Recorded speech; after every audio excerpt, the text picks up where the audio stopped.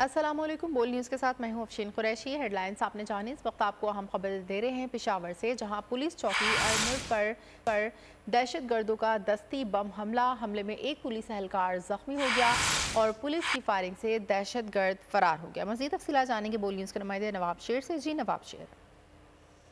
जी बिल्कुल, पेशावर के नवाही इलाके और मड़ों की चौकी पर नामालूम शरपसंदों ने हमला कर दिया है और ये हमला हैंड ग्रेनेड चौकी पर फेंका गया है, जिसके नतीजे में एक पुलिस एहलकार मामूली जख्मी हो गया है, जबकि पुलिस की जवाबी फायरिंग से शरपसंद फरार होने में कामयाब हो गए हैं।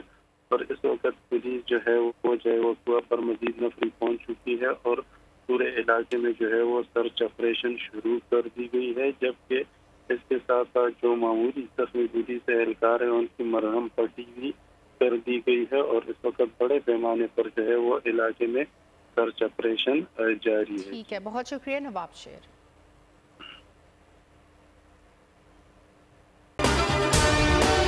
अगर आपको ये वीडियो पसंद आई है तो हमारे चैनल को सब्सक्राइब कीजिए और बेल आइकन पर क्लिक कीजिए।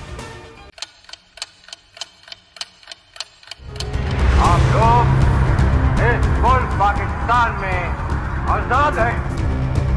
सहाफती उसूलों पर कारबंद। बोल न्यूज ने रखी रिवायत बरकरार। बोल न्यूज की जानिब से देखने वालों को यौम आजादी की बेहद मुबारकबाद। मुल्क भर से जश्न आजादी की तकरीबात बोल ने दिखाई अपनी स्क्रीन पर। पाकिस्तान के 76वें यौम आजादी का जश्न बोल ने सुनाई पाकिस्तान जिंदाबाद के नारों की गूंज।